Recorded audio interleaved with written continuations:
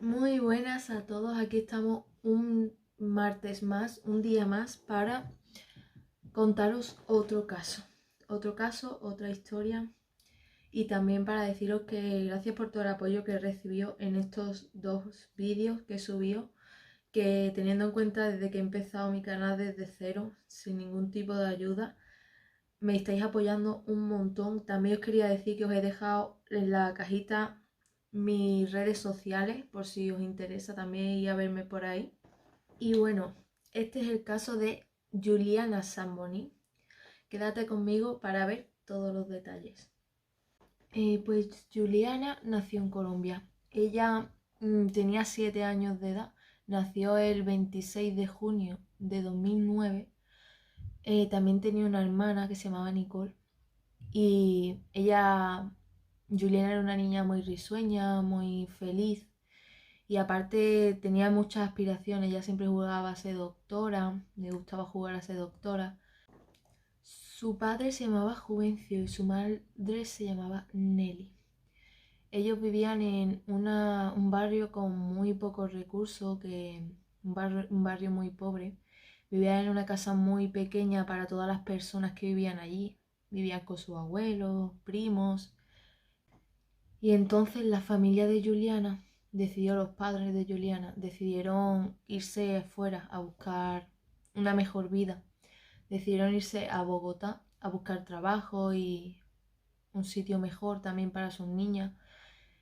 Y el padre trabajaba en lo que fuera, en lo que le saliera. En ese momento estaba trabajando en la construcción.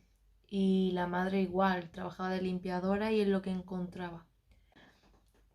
Allí en Bogotá parecía que había mejorado su situación, parecía que todo estaba más tranquilo, que estaban mejor.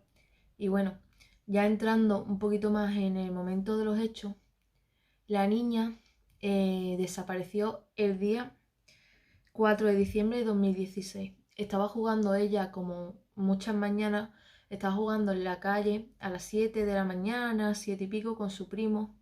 Bueno, con sus primos estaba ella jugando. Y de repente llegó una camioneta gris y empezó a hablar con la niña para preguntarle una dirección. En ese momento estaban en Barrio Bosque Calderón, que era donde vivía en Bogotá, donde vivía Juliana. Y entonces la niña se acercó para decirle la dirección, entonces el hombre cogió a la niña y se la llevó. Nada más ver esto, el primo salió corriendo a avisar a los padres para decirles lo que acaba de pasar. Los padres, nada más enterarse de esto, llamaron a la policía y le pusieron en aviso de lo que estaba pasando. Para las 10 de la mañana la policía ya estaba enterada de todo lo que estaba pasando. Entonces actuaron rápidamente debido a que era un secuestro y se habían llevado a una niña de 7 años. Empezaron a buscar por todos lados, empezaron a poner retenes, empezaron a hablar con los vecinos para preguntarles qué había pasado, si sabían algo. Pusieron muchos parkings, empezaron a buscar muchos parkings, poniendo retenciones en muchos parkings. Y aparte ya cuando empezaron a hablar con los vecinos, ellos mismos le contaron que el mismo hombre ya había estado 3 semanas antes rondando a la niña con la camioneta. De hecho, un par de días antes del secuestro, el hombre le había ofrecido 2.000 pesos a la niña para que subiera al vehículo, pero esa vez Juliana logró escapar. Por estos datos, los investigadores creían que podría tratarse de un traficante de menores o un depredador sexual o un asesino. Por eso cada minuto que pasaba era crucial. Los policías empezaron a ver cámaras y a buscar la camioneta por cámaras. Entonces, al ver la matrícula del vehículo, encontraron a qué nombre estaba el vehículo. Y estaba a nombre de una mujer que se llamaba Laura Arboleda, a la cual llamaron a las 12:45 de la mañana, quien resultó ser la esposa del abogado Francisco Uribe Noguera, que era hermano del arquitecto Rafael Uribe.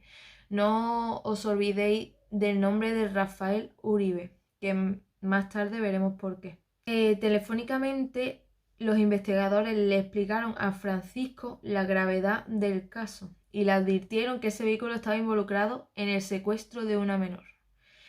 Inicialmente el abogado Francisco no se creía que eran policías y pidió un tiempo para consultar el asunto. Y bueno, pues más tarde la policía se volvió a comunicar con Francisco, pidiéndole por favor que era muy importante que se presentara en cualquier unidad policial donde él eligiera, que necesitaban hablar con él muy urgentemente. Y así fue. Sobre las 2 de la tarde más o menos, los investigadores le informaron que estaban buscando desesperadamente a Juliana y le hicieron saber que cada minuto era crucial, obviamente.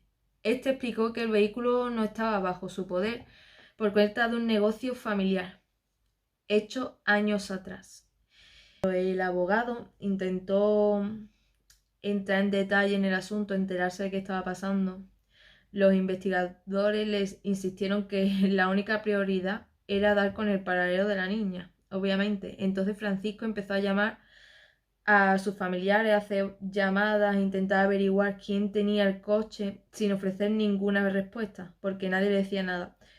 Y bueno, pues finalmente, después de varias llamadas, Francisco les dijo a los agentes, a los policías, que el coche lo tenía su hermano. Y dijo que se llamaba Rafael Uribe Noguera, pero que nadie de la familia sabía en ese momento dónde estaba. La policía comenzó, en compañía de Francisco, a buscar a Rafael por todos lados. Fueron al edificio donde vivía, fueron a todos los lugares que la familia le iba diciendo a la Guardia Civil y a la policía. Empezaron a buscar por todos lados. También estaba llamándole todo el rato y él no cogía el teléfono a ninguno. A las 3:05 un oficial le escribió por WhatsApp, porque era ya lo único que le quedaba. Le dijo: señor Rafael, necesitamos hablar urgentemente con usted. El móvil aparecía encendido, vaya, que le salían los mensajes como recibidos. Los investigadores establecieron la posible ubicación del teléfono y salieron hacia el lugar sin Francisco, quien se fue hacia las 3:15 más o menos de la tarde. Francisco, el abogado, se fue y quedó en comunicarse con ellos más tarde, con los policías. Los policías llegaron hasta el apartamento de Rafael gracias a los datos que le había entregado Francisco y aparte por la ubicación del teléfono. El portero del lugar le confirmó que antes de las 10 de la mañana Rafael había ingresado 5 minutos a su apartamento y después volvió a salir del edificio. Esto fue mientras que toda la policía buscaba a la niña por toda la ciudad. Los investigadores intentaron nuevamente, sin resultado, comunicarse con Rafael, pero aparte intentaron llamar a Francisco también en toda la tarde y ya él tampoco cogía la llamada, tampoco estaba desaparecido también. Solo 4 horas más tarde, hacia las 7 de la tarde más o menos, Francisco llamó a los investigadores y le dijo que Rafael había aparecido, pero que estaba mal. Y lo estaba llevando, en ese momento lo estaba llevando a una clínica de Montserrat, a una clínica psiquiátrica. Los investigadores acudieron de inmediato a la clínica para interrogar a Rafael y ver también dónde se había metido Francisco.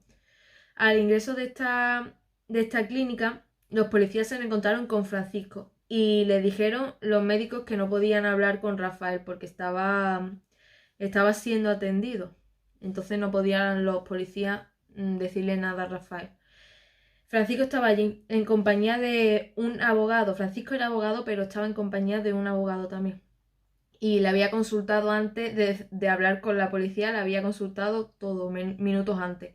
Y pues entonces Francisco confesó a la policía que cuando estuvo llevando a su hermano a la clínica, en el camino su hermano le confesó que había estado con la niña que estaban buscando y que ésta había muerto accidentalmente. Bueno, pues como es lógico, los investigadores preguntaron que dónde estaba la niña y Francisco le dio una información que no había mencionado antes. Habló de un segundo apartamento, que era apartamento 603, edificio ECUS 66, en donde había encontrado a su hermano. Dijo que había encontrado al hermano allí. Dijo que él no conocía la dirección exacta, pero que sí sabía llegar al edificio. Los policías, sin dudarlo ni un segundo, a toda velocidad, vamos, partieron con Francisco, guiándole Francisco a ese apartamento, a ese lugar. Por el camino también los policías pidieron más refuerzos y dieron aviso a la fiscalía. Aún tenían esperanza de encontrar a la niña viva. A las 8:50 más o menos de la noche llegaron al apartamento. Y pues el apartamento se trataba de un lujoso apartamento de 2 niveles, de 2 pisos, y estaba totalmente deshabitado, sin muebles, sin nada. Solamente había unos cigarrillos y una botella de licor en medio de la primera planta. Ya está.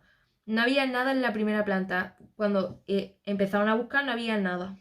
Luego subieron a la terraza donde había un jacuzzi empotrado con puertecitas en los costados para, para acceder a la tubería interna y motores y todo eso.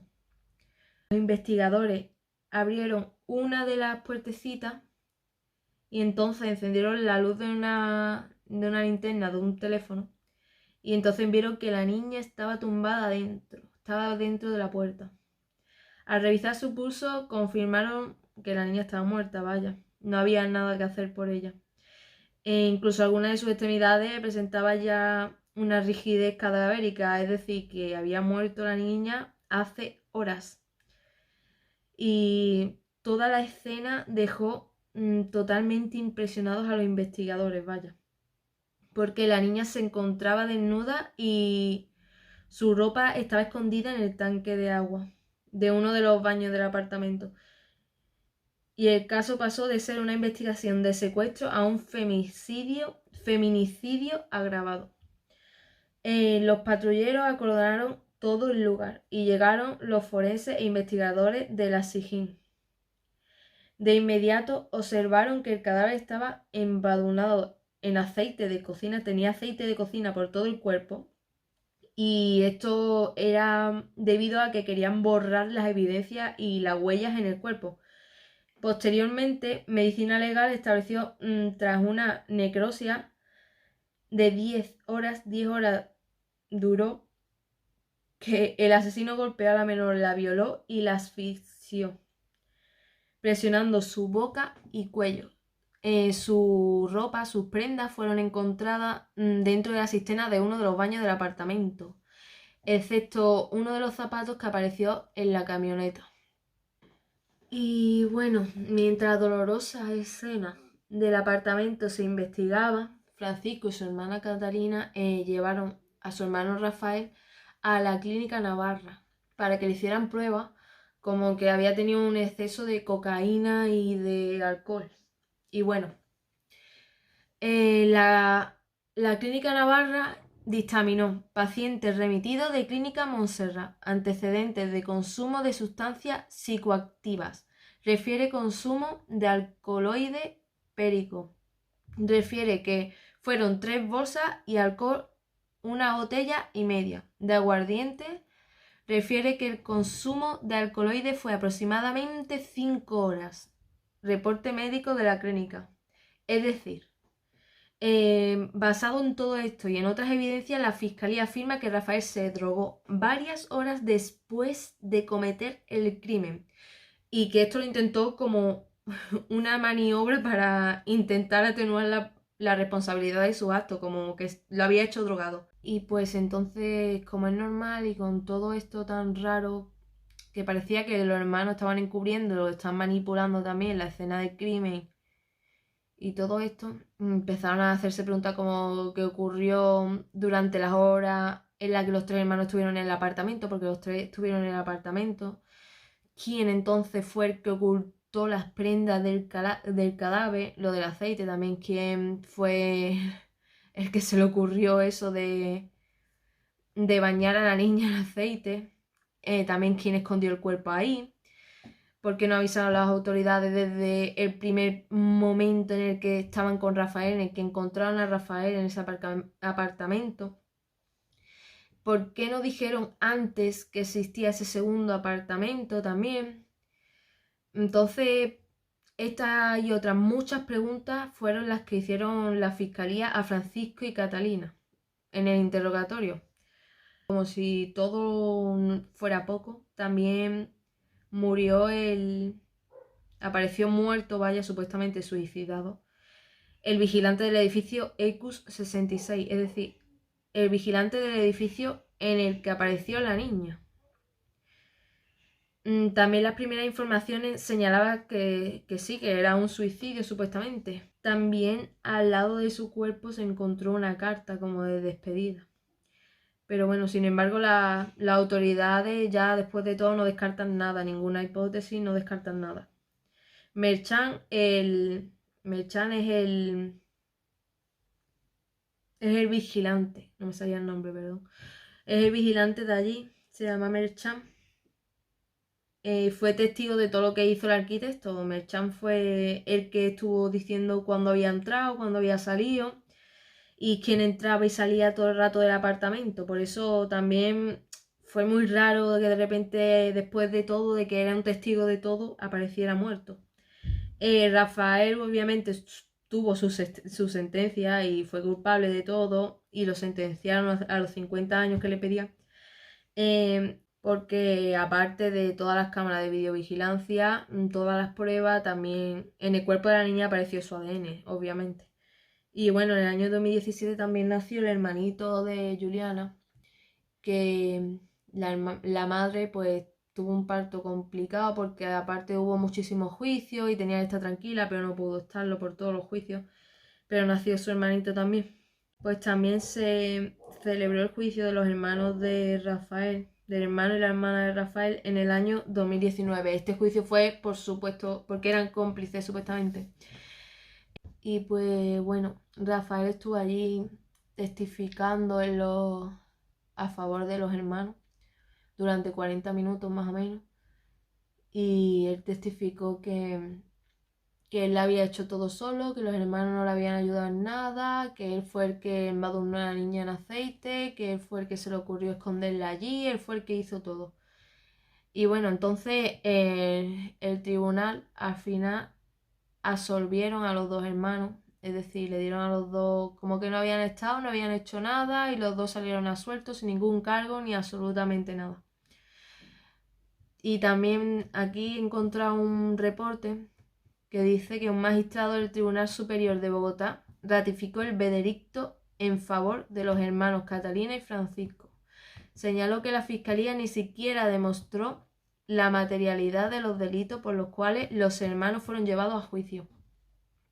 Es decir, que la Fiscalía ni siquiera no mostró pruebas, sino solamente eran preguntas que estaban en el aire. Y bueno, como todo eran preguntas solo y como murió el, el guarda de allí del edificio, entonces no podía decir a qué hora habían entrado los hermanos, a qué hora no habían entrado, si habían estado dentro tanto tiempo, si no habían estado tanto tiempo, no pudo testificar porque apareció muerto porque se había suicidado. Pues entonces salieron los dos hermanos, salieron absueltos y obviamente Rafael porque no tenía escapatoria por ningún lado porque las cámaras lo grabaron y aparte todo apuntaba a él, la niña se encontró en su casa, vaya, que no había otra persona que no fuera él. Él sí fue, al final, fue juzgado con sus 50 años, sin ningún tipo de beneficio, va a morir en la cárcel para siempre. Pero los dos hermanos al final salieron absueltos. Y bueno, espero que os haya gustado este caso. El siguiente caso va a ser el de Ángeles Rawson. No sé si pronuncia Rawson o Raxon. Y bueno, espero que os haya gustado este caso. Para mí no se ha hecho totalmente justicia, pero bueno, ya no se puede hacer nada. El siguiente caso va a ser el caso de Ángeles Rawson. No sé si se pronuncia así, creo que sí. Y bueno, muchas gracias por el apoyo siempre, por estar un rato más de vuestras vidas aquí conmigo. Y nos vemos el siguiente martes con el siguiente caso.